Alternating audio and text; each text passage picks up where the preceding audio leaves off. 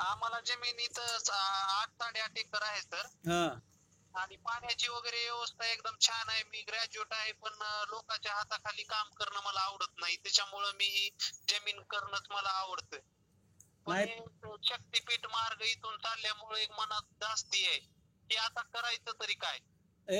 सगळ्यात महत्वाचं म्हणजे कसं आहे की विश्वशांतीला तुम्ही आलेलेच असाल, तर तिथं जो हो, डोम आहे विश्वशांतीचा, किंवा तिथं सर्व धर्म समभावाचं जे प्रतीक आहे, किंवा खाली जे तिथं ह्याचं योगाचं केंद्र आहे, ध्यानधारणा केंद्र, अलग लक्षात. हो, तर हो, त्या हो. आशयानेच मी प्रगल्भ विचारसरणीनेच म्हणजे माझा स्वतःचा काय म्हणतात त्याला की व्यक्तिमत्व विकास आणि स्वतःची जडणघडण त्या ह्याला ठेवलेली आहे. सगळ्यात महत्वाचं की भाऊ, तुम्ही एवढे प्रामाणिक आहात की तुम्ही हे कबूल तरी करताय, बरोबर आहे का?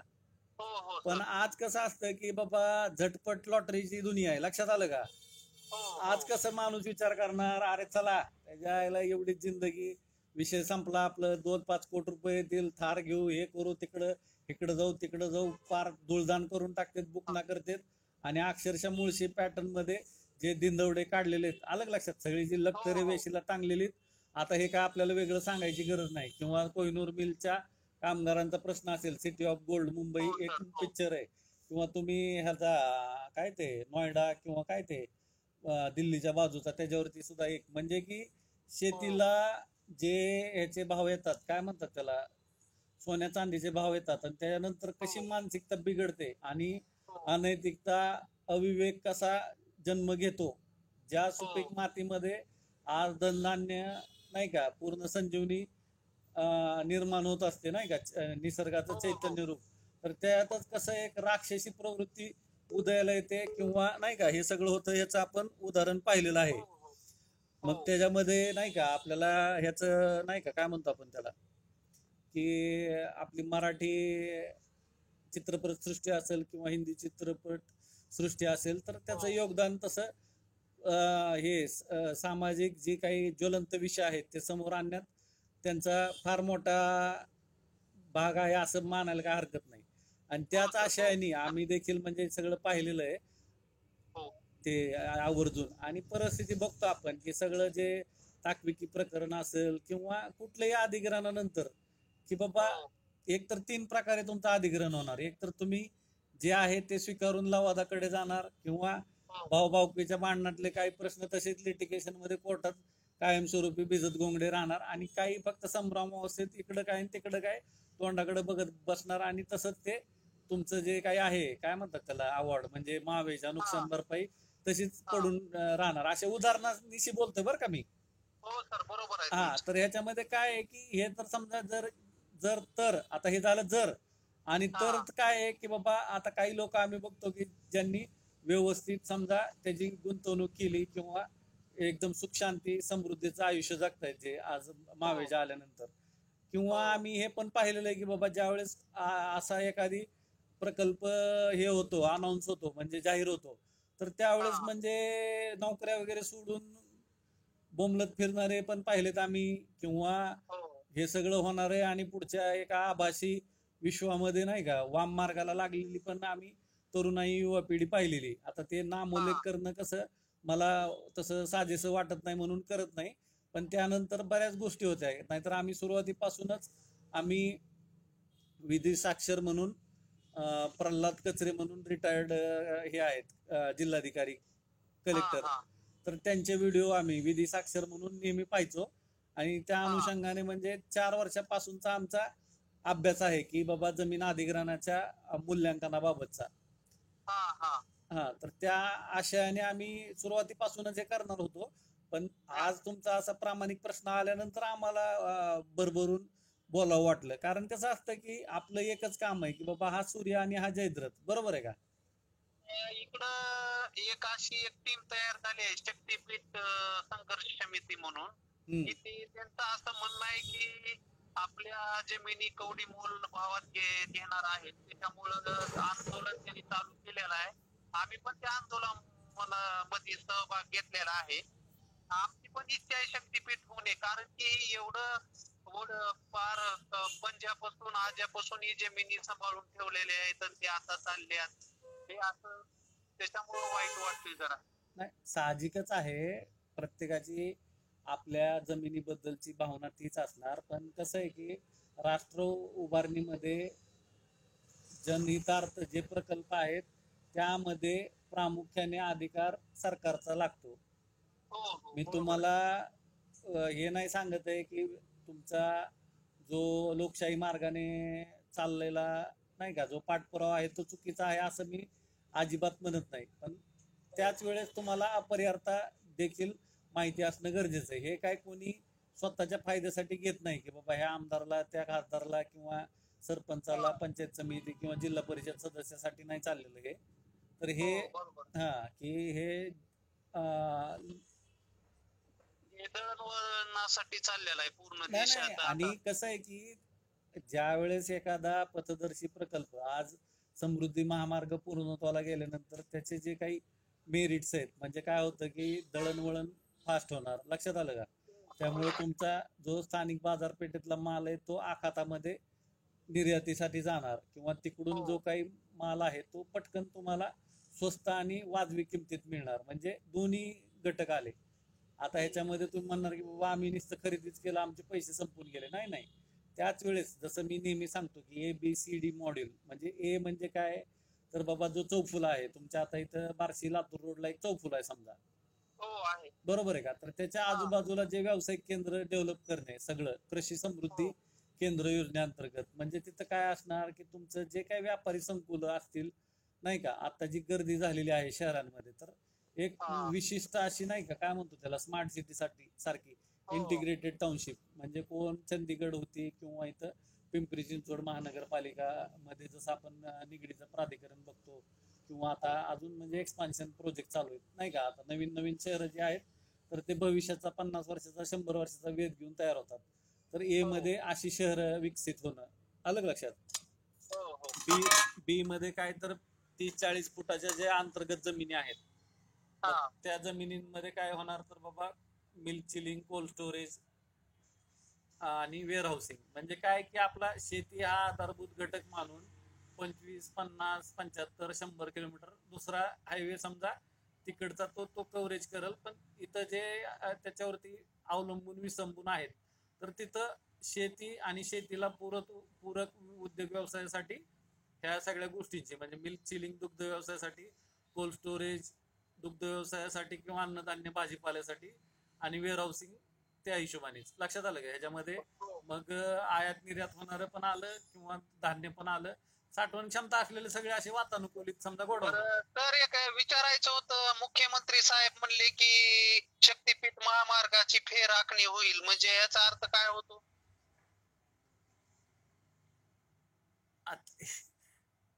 आता C कंप्लीट करतो D कंप्लीट करतो आणि परत तुम्हाला मी विचारलेलं आहे कायदा मोठा सरकार मोठं का हा काहीतरी हा एका ऑडिओ मध्ये मी लिहिलेलं आहे तिथं. अलग लक्षात त्या हो विषयावरती.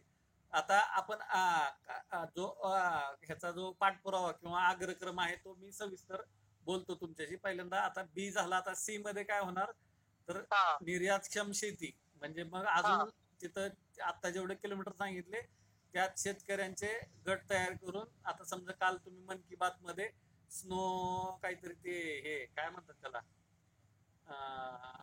पीज स्नो पीज म्हणून सांगितलं किंवा अराकू कॉफी बद्दल पंतप्रधान हा साहेबांनी सांगितलं कालच्या मन की बात मध्ये म्हणजे समजा 30 जूनच्या काल हा रविवार हा 30 जूनच्या.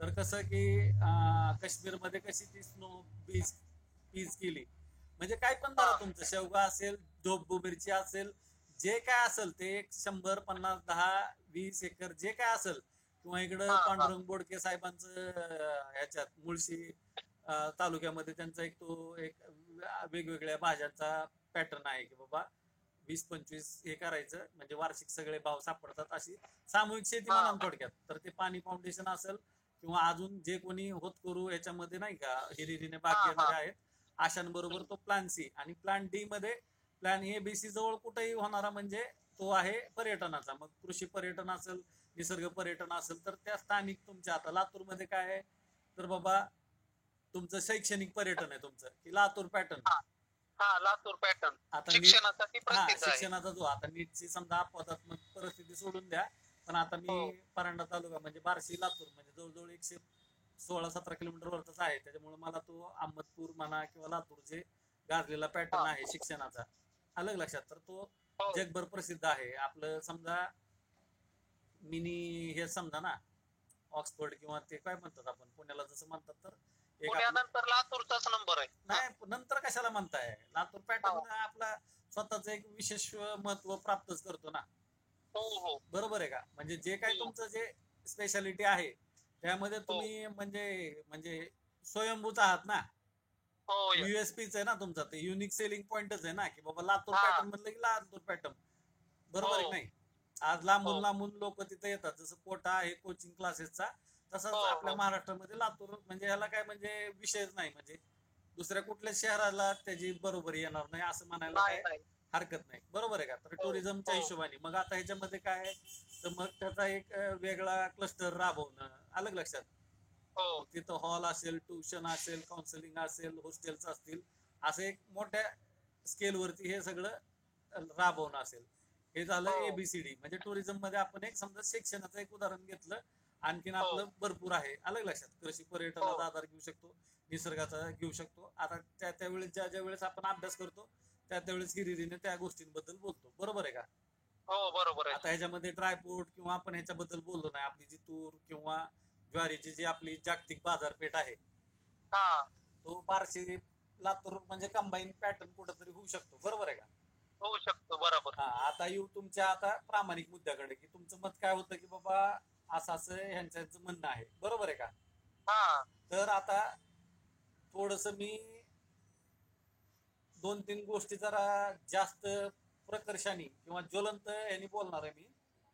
हो बोला सर. हा, तर कसं आहे की आपण एसटी कामगारांच्या संपाच्या वेळेस पाहिलेलं आहे की ह्या सगळ्या जे विधायक आहेत, म्हणजे काय म्हणतो त्याला, की सदस्य आहेत विधान परिषद किंवा विधानसभेचे, तर हा इकडे ड्रायव्हर लोक फाशी घेत होते, तरी देखील ह्यांच्या स्वतःच्या ह्याच्या वाहन चालकांच्या त्यांनी पगारी वाढवल्या होत्या. तर असंवेदनशीलतेबद्दल बोलायचंय मला. लक्षात आलं का? हो हो तर हे असंवेदनशील आहेत. मग विरोधक हा आहेत का सत्ताधारी आहेत ते तुमचं तुम्ही ठरवायचंय. लक्षात आलं का? हो कारण सगळे एकाच माळ्याची म्हणे. दुसरी गोष्ट काय, हो दुसरी गोष्ट मी बोलणार होतो, की बाबा ज्यावेळेस आपण जाती न्याय जनगणना किंवा गरजवंत बहुजनांच्या आरक्षणाचा प्रश्न म्हणतो, तर त्यावेळेस राज्य सरकार मान्य करतं आणि केंद्रात किंवा सुप्रीम कोर्टात ते टिकत नाही. लक्षात आलं का? हो. मग आता तिसरं उदाहरण अजून वेगळं देऊ का आता ह्या मुद्द्यावरती येऊ?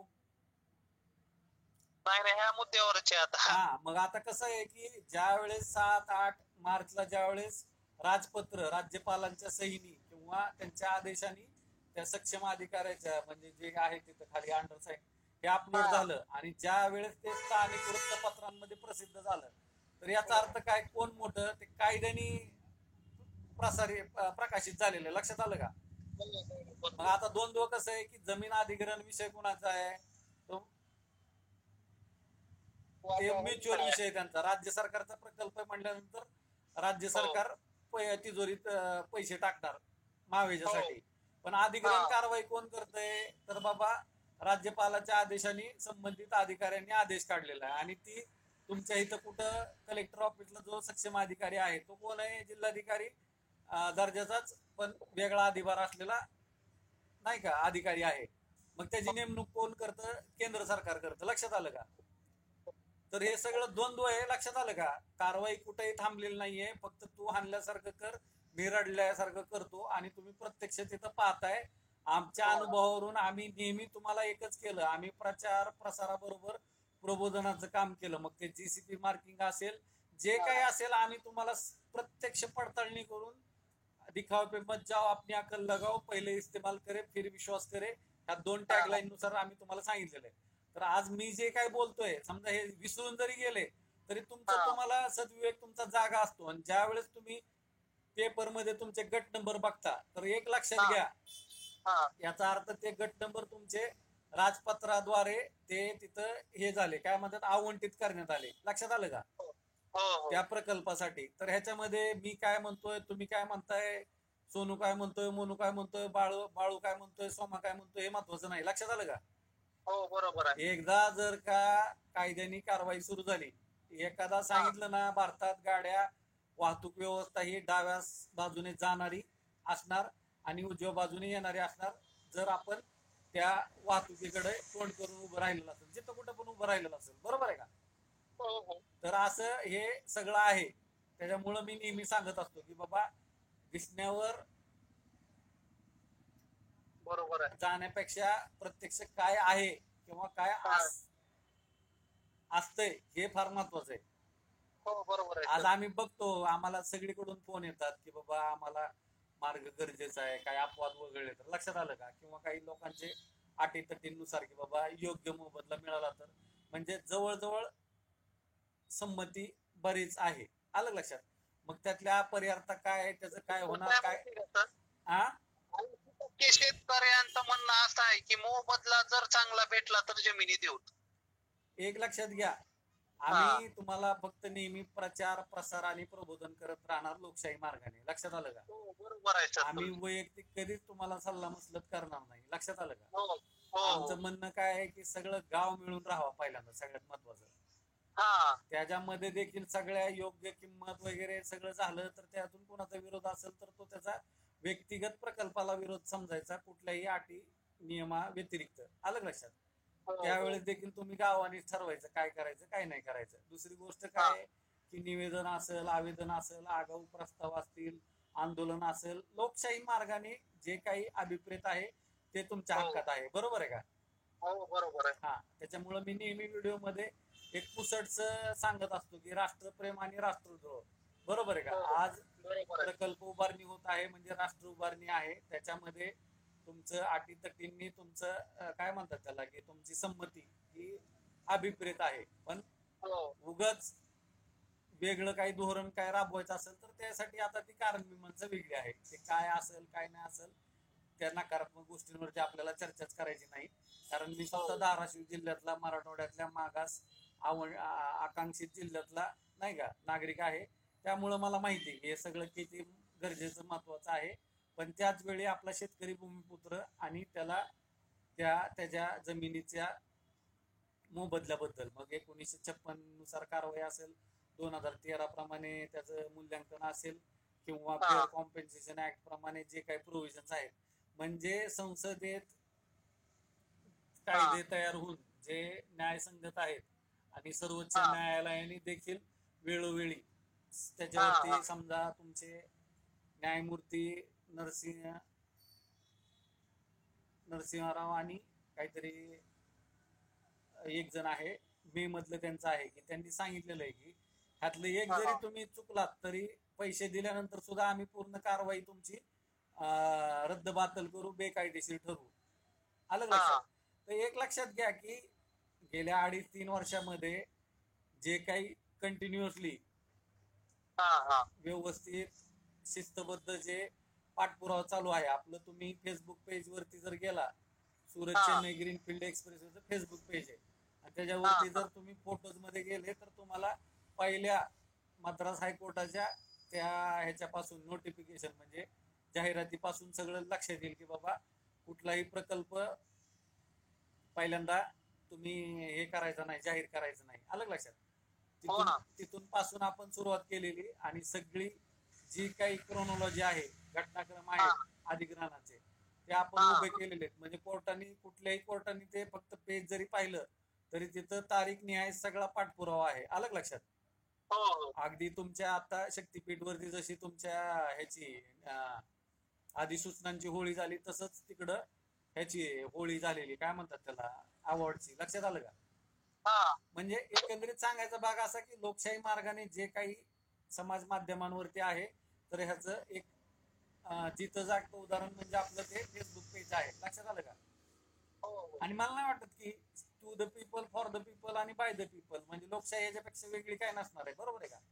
हो बरोबर आहे. याच्या पुढे जाऊन आमचं अजून एक मॉड्युलेशन आहे की 15 वर्षामध्ये 30 हप्त्यामध्ये ठेकेदार जगवता, आता गावठी भाषेत बोलू थोडं, त्याचा कोणी काही वाईट अर्थ घेऊ नये, सकारात्मकतेने घ्यावा. बरोबर आहे का?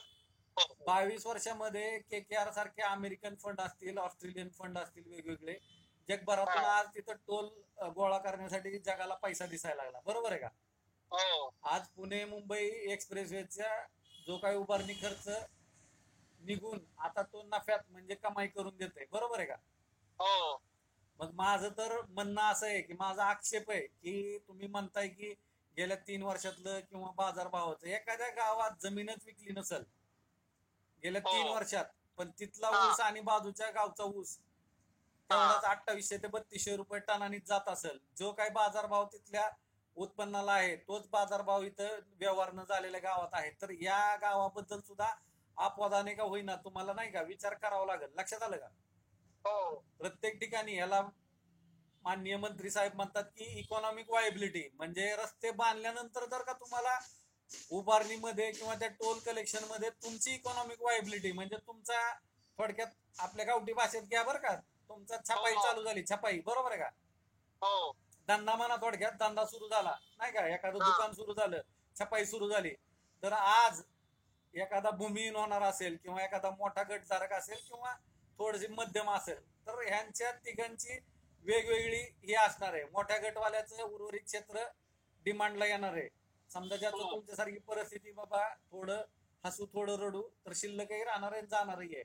तर जे हा पूर्ण भूमिहीन होणार आहे त्यांच्यासाठी सुद्धा पुनर्वसनाचा तो विकल्प त्यांनी विचाराधीन घेणं गरजेचं आहे. आणि दुसरी गोष्ट म्हणजे मी सांगितल्याप्रमाणे की असं तुम्ही आधारभूत धरू शकत नाही, व्यवहार हे झाले तर ते झाले, आज उसाला तोच भाव आहे, सगळ्या ह्याला जर भाव तोच आहे, तर त्या ह्याच्यातला सगळ्यात उच्चतम भाव काढायचा, बरोबर आहे का?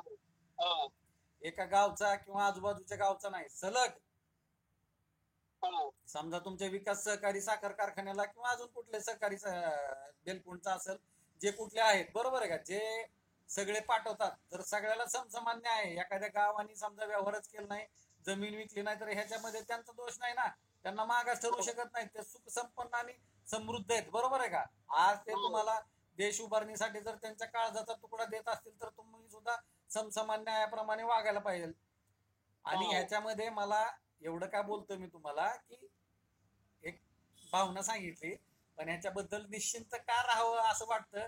एक तर बघा झाला, तर जसं इकडं मोपलवार साहेब वॉर रूम सांभाळत होते, राधेश्याम मोपलवार MSRDCचे, आता तुमचे हा माजी खासदार जे सुनील कुमार गायकवाड आहेत, त्यांचे बंधू अनिल कुमार गायकवाड आता ती वॉर रूम सांभाळतायत, बरोबर आहे का? तर हे जे हो तुमचे मनातले शंका कुशंका आहेत, MSRDC वांद्र्याच्या ऑफिसला जाऊन भेट घ्या, किंवा तिथं बांद्रा कुर्लाला आहे, किंवा तिथं हा आल्यानंतर तिथं तुम्ही तिथं निवेदन देऊ शकता माजी खासदार साहेबांकडे. लक्षात आलं का?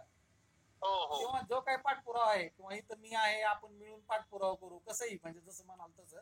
आणि दुसरी हो गोष्ट म्हणजे की ह्या सगळ्यांच्या माग त्यावेळेस नगर रचना खातं किंवा MSRDCचं अध्यक्षपद आजचे जे आपले महाराष्ट्राचे लाडके मुख्यमंत्री एकनाथरावजी शिंदे साहेब आहेत तेच होते. त्यामुळं एखाद्या अनुभवातून आपण एखाद्या माणसाची पारख बघितलेली, मग तो कोल्हापूरचा तुमचा महापुराची अवस्था असो, कोरोना काळ असो, किंवा इथं त्या आत्महत्याग्रस्त त्या स्वप्नील लोणकरच्या दोनच्या इथं फुरसुंगीतलं सांत्वन असेल. लक्षात आलं का?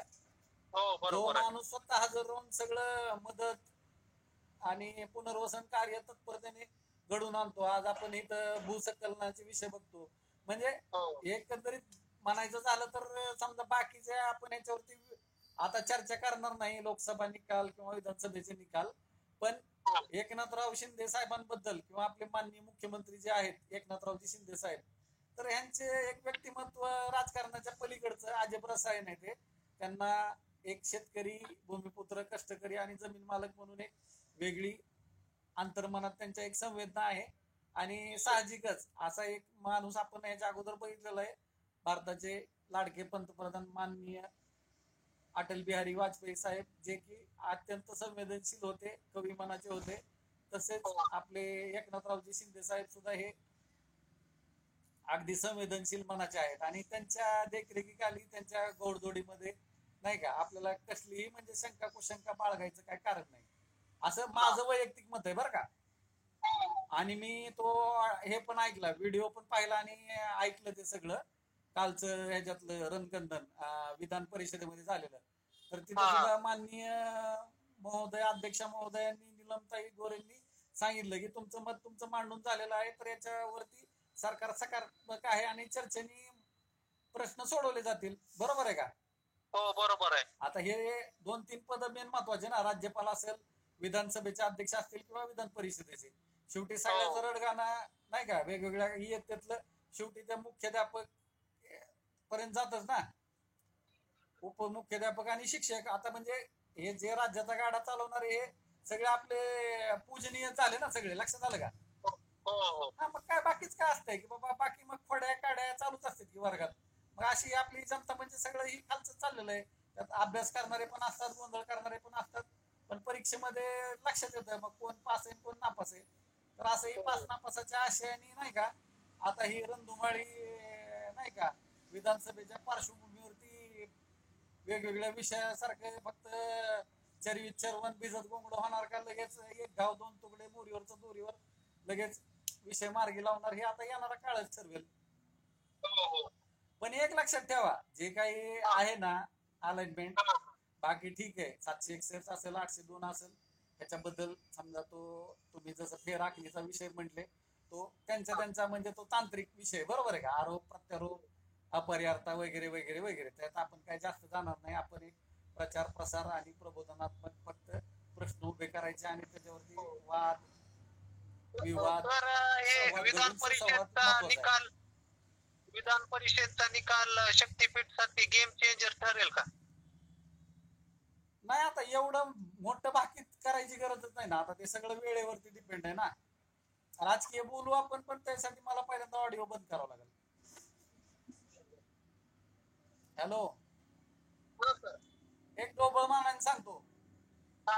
बेसिकली कसं असतं माहिती का, एक दुकानदार म्हणून सांगतो मी तुम्हाला की ही लोकशाही आहे, लक्षात आलं का? आणि जनता जनार्दन आहे. आता राजकीय विश्लेषणच सांगतो तुम्हाला, तर त्याच्यामुळं जर तरचा विषय नाहीये, लक्षात आलं का? आता आपण कांत हे 3 शब्द आपण हुडकलेले आहेत सगळे सर्वसमावेशक. तर आ मध्ये काय होतं की जसं बिहारमध्ये जातीय जनगणना झाली पण ती तिथं वेगवेगळ्या परिशिष्टानुसार त्यांनी त्याला कवच कुंडल न घातल्यामुळे ती रद्दबातल ठरली, लक्षात आलं का? मग सगळ्यात महत्वाचं की आज जातीय जी आपली जी समाज रचना आहे तर त्या रचनेप्रमाणे जनगणना होऊन नाही का काय म्हणतात त्याला की जे काही आरक्षणाचा मुद्दा ज्या त्या पातळीवरती मार्गी लागणार का हा मेन ज्वलंत विषय आहे. कांदा हा प्रातिनिधिक आहे की शेतमाल ज्यावेळेस आपण आज तांत्रिक शेती करतो तर त्यात पेट्रोल डिझेल लागतं, तर आपण आयात केलेल्या वस्तूवरती जर शेती करतो तर त्याला निर्यातीत किंवा चपडप नकोय सरकारांची कुठल्या, जे काय आहे त्यांनी ओपन पॉलिसी करावी. त्यांना वाटलं की बाबा परवडलं नाही तर त्यांनी अनुदान द्यावं आणि त्यांना वाटलं नफ्यात आहे तर बाबा आनंदी आनंद समजावा आणि शेतकऱ्यांच्या आनंदामध्ये सामील व्हावं. आणि मध्ये तक्रारीमध्ये काय की असं की बाबा जमीन अधिग्रहणाचा मावेजा काय पाहिजे, नीट मध्ये काय गोंधळ चाललाय तो कसा पाहिजे, पॉर्श प्रकरणाचा समजा आता निकाल लागला पण त्याच्यामध्ये अजून कोणाला काय म्हणणं आहे का नाही का, तर ते सर्वोच्च न्यायालयात जाणार आहेत का सगळे मिळून, लक्षात आलं का?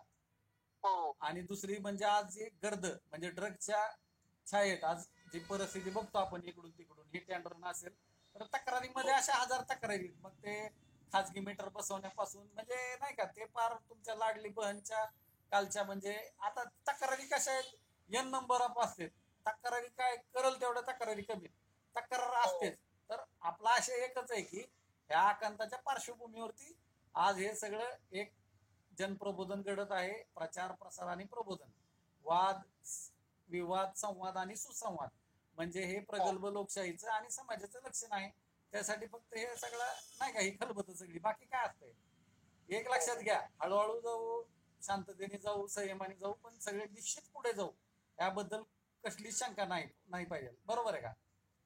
आज मराठवाड्याला फार मोठ्या नाही का वेदनेला सामोरं जावं लागलेलं आहे. आज मुद्दामून विलासराव देशमुख साहेबांचं, गोपीनाथ मुंडे साहेबांचं किंवा प्रमोद महाजन साहेबांचं स्मरण येणं आपण मराठवाडेकर म्हणून अगत्याचंच आहे, त्याबद्दल कसलीही शंका नाही. पण कसं आहे की बाबा आपले शंकरराव चव्हाण असतील महाराष्ट्राचे माजी मुख्यमंत्री, त्यांनी त्या काळामध्ये समजा जे काही त्यांची हे होती विष्णुपुरी प्रकल्पापासून सहकार क्षेत्रापासून किंवा गृह खात्यापासून जे काही असेल थोडंफार इकडं तिकडं होण्याची शक्यता आहे. पण कसं आहे की आज ते नाही आहेत, बरोबर आहे का? त्यांच्या शिदोरीवरती आपण आज हा पुरोगामी महाराष्ट्र पुढे घेऊन चाललो आहोत आणि निश्चितच महाराष्ट्र देशाला जगाला दिशा दाखवेलच, त्यात काय म्हणजे शंकाच नाही. आजपर्यंत व्यवस्थित चाललेलं आहे म्हणजे पुढेही सगळ्यांना दिशादर्शक ठरेलच तो. फक्त एक अजून एक थोडस जरा दुःखद हे वाटतं की ज्यावेळेस आम्ही नॅशनल हायवेचं बघतो तर महाराष्ट्रात आता अजून पूर्णत्वाला गेलेला एकही नॅशनल एक्सप्रेसवे नाहीये. दिल्ली मुंबईचंही काम अजून थोडस अंतिम टप्प्यात आहे, किंवा आपल्या समृद्धी महामार्गाचं तो तर राज्याचा आहे, समजा पुणे मुंबई असेल किंवा समृद्धी. पण केंद्राकडून ज्या योजना आहेत तर त्याच्यामध्ये थोडस असं वाटतं की बाबा lamp of the house giving light to neighbours house असं स्वदेश पिक्चर मध्ये म्हणतात. तर गडकरी साहेब महाराष्ट्राचे नाही का पुत्र आहेत, त्यांच्याकडून आपण तशी अपेक्षा ठेवणं चुकीचं आहे. पण एक तारतम्य भावानी ज्यावेळेस तुम्ही बघता तर उत्तर प्रदेश मधल्या एक्सप्रेसवेची किंवा संख्या किंवा लांबी असेल, हरियाणा असेल, पंजाब असेल, मध्य प्रदेश असेल, राजस्थान असेल, खाली कर्नाटक असेल, तर असं ज्यावेळेस आपण बघतो तुमचं हे रायपूर म्हणजे छत्तीसगड असेल, तर एक तारतम्य भावाने ज्यावेळेस बघतो आपण तर थोडीशी खंत जाणवते. लक्षात आलं का? पार जम्मू काश्मीरच्या त्या वैष्णोदेवी पर्यंत त्यांनी रोड केले, तिकडं सोनमर्गच्या तिकडं पार ते टनेल्स केले, मनालीला टनेल्स केले. लक्षात आलं का? आणि महाराष्ट्र आज सगळ्यात श्रीमंत राज्य आहे महसुली ह्याच्यामध्ये, बरोबर आहे का? जीएसटी कलेक्शन असेल किंवा तुमचं बाकीचं महसूल गोळा करण्यात असेल, तर महाराष्ट्राबद्दलच असं त्यांच्या त्या स्वीय सहायकांचं मी प्रत्येक व्हिडिओ मध्ये म्हणत असतो की बाबा त्याची काय बिचारायची नाही का महाराष्ट्राबद्दलची आकसबुद्धी नसावी त्यांची, कारण एवढे मोठमोठ्या पदावरचे लोक कधी कोणाच्या आकसबुद्धीने वागत नसतात नाही का. त्यांचा जो आहे पायंडा तो सर्वसमावेशक आहे, कोणालाच नाराज करत नाही ते. जर होणार असेल तर यस, नसलं होणार तर कसं अजून काय पर्यायी मार्गाने ते करता येईल याच्याकडे माननीय केंद्रीय मंत्र्यांचा दृष्टिकोन असतो. याबद्दल आम्ही वैयक्तिक देखील ह्या हायवेच्या व्यतिरिक्त त्यांचा जो काय म्हणतो दृष्टिकोन आहे तो आम्ही वैयक्तिक पाहिलेला आहे नाही का. तर त्याबद्दलही दुमत नाही. पण एक कसं असतं की नेहमी मी काही काही लोकांना म्हणत असतो की बाबा तुम्ही जे बोलताय आणि वागताय, आता अनावधानाने होत असतं कधी कधी, ही परिस्थिती आहे ठीक आहे. त्यांना वाटत होतं की महाराष्ट्रातल्या जमिनीचे भाव, पण शेवटी साहेब जिथं नाही का की काय म्हणतात त्याला, जिथं कोण जात नाही तिथं भाव पण नसतो. आता सगळ्या जगाला महाराष्ट्रात पाहिजे तर महाराष्ट्रात ऑब्विसली जमीन तर तयार करता येतं ना साहेब, समुद्रात माती टाकून. नाही ना, मग आहे या जमिनीचा भाव मागणारच ना. तुम्ही म्हणताल की हे असं कसं काय? अहो मी पूर्ण जवळजवळ एक शहरांचं पूर्ण मी स्क्वेअर किलोमीटर मध्ये मेजरमेंट केलेलं आहे. काही अपरिहार्य गोष्टीत साहेब, सौर ऊर्जा प्रकल्प असतील, पवन ऊर्जा प्रकल्प असतील, तुमचे उद्योग व्यवसाय असतील, नागरिकीकरण असेल, चटई क्षेत्र कमी होतंय, जमीन कमी होते. लक्षात घ्या, वापर त्याचा वाढला म्हणजे बाजूच्या क्षेत्राला शेवटी भाव येणारच ना. डिमांड सप्लायचा रूल आहे. तुम्ही काय लातूर जिल्हा काय अजून म्हणू शकता काय अरे जरा वड तिकडं थोडं जरा लांबू आपण? लक्षात आलं का? तर हे भूभाग तेवढा लिमिटेड आहे. हे तुमच्याशी सांगता सांगता जे कोणी ऐकत असतील नाही का, शेतकरी ऐकत असतील नाही का, प्रशासन ऐकत असेल, प्राधिकरण ऐकत असेल, सरकार राज्याची केंद्राची ऐकत असतील, तर त्यांना उद्देशून बोलतोय मी हे की काही अपरिहार्य आहेत की स्वीकारायला लागतील आपल्याला, आणि स्वीकारून पुढे जावं लागेल. मग तो विरोधक असेल किंवा नाही का सत्ताधारी असेल, हा विषय नाहीये. महाराष्ट्राला असं काय म्हणतात त्याला की लंगड तर ठेवण्यात काहीच मजा नाहीये. आलं लक्षात? आज महाराष्ट्र लोकसंख्येच्या बाबतीत म्हणा तर आज पिछाट होती महाराष्ट्राची, आणि हे निश्चितच महाराष्ट्राच्या काय किंवा देशाच्या काय कोणालाच भूषावं नाहीये. ठीक आहे, नेहमी आपण काय विचार करतो की बाबा पहिल्यांदा लोकांचं पोट भरलेलं असावं का, बरोबर आहे नाही? पण ठीक आहे ना, आता सर्व दूर ज्या वेळेस एक्सप्रेसवे बघतो आपण तर फराट चालू आहेत गाड्या सगळीकडे. लक्षात आलं का? आज दिल्लीतून सोहानामधून जर निघाले तुम्ही तर जयपूर पुढे लालसोट पर्यंत सनाड गाड्या निघतात, 80-120 जी काही तिथली आहे ती. लक्षात आलं का? आणि आज केंद्र सरकारचा, आज आश्चर्य वाटेल लोकांना की माननीय केंद्रीय मंत्री महाराष्ट्रातून आहेत आणि महाराष्ट्रात आज एकही म्हणजे नॅशनल एक्सप्रेसवे म्हणतो बरं का मी, केंद्र सरकारचा आज एकही म्हणजे नाही का असं नाही का काय म्हणतात त्याला की गाडी आपण काय डिझेल भरून सनाट निघली. लक्षात आलं का? फर्राटा म्हणतात त्याला हिंदीमध्ये, फर्राटा भरतायत. तर ही थोडीशी आज समजा 1 जुलै एक काहीतरी 2024 ची तुमच्या नाही का सर्वांच्या, तुम्ही आता विश्वशांतीचे जे आपले उपासक आहेत आणि ज्ञानेश्वर माऊलींचे जे असीम भक्त देखील आहेत अशा विश्वनाथ कराड साहेबांच्या नाही का स्नेह परिवारातून आहात किंवा त्यांच्याच नाही का त्या पंचक्रोशीतून आहात, त्यांच्याच जिल्ह्यातून आहात. तर त्या आशयाने त्यांना एक नाही का आपलं काय म्हणतो त्याला की विश्वासू ठेवून मी आज प्रार्थना करतो की जे कोणी ऐकणारे असतील त्या सगळ्यांनी या गोष्टीवरती विचार करावा, सगळ्यांनी पुढाकार घ्यावा आणि अजून वेगळ्या मार्गाने नाही का काय पुढे करता येईल का यासाठी सगळ्यांनी प्रयत्नशील राहावं. मग विरोधक असू द्या, सत्ताधारी असू द्या, प्रशासन, प्राधिकरण, शेतकरी, व्यावसायिक, जे कोणी ज्यांना कोणाला नाही का थोडस महाराष्ट्राबद्दल थोडी आपुलकी अस्मिता आहे आणि आज महाराष्ट्राच्या पिछेहाट होण्याबद्दल एक्सप्रेसिव्हच्या बाबतीत एस्पेशली नॅशनल एक्सप्रेसिव्हच्या बाबतीत केंद्राच्या ज्या महामार्गाच्या भारतमाला परियोजना आहेत या अनुषंगाने पिछेहाट होताना वाटत असेल तर नक्कीच आज तुमचं खरंच बंधू धन्यवाद की तुमच्या आज या संपर्कामुळे एक क्रांतिकारी आशय आज आपण समाजाला देणार आहोत. बरोबर, ठीक आहे सर. आता हा कट करतो मी.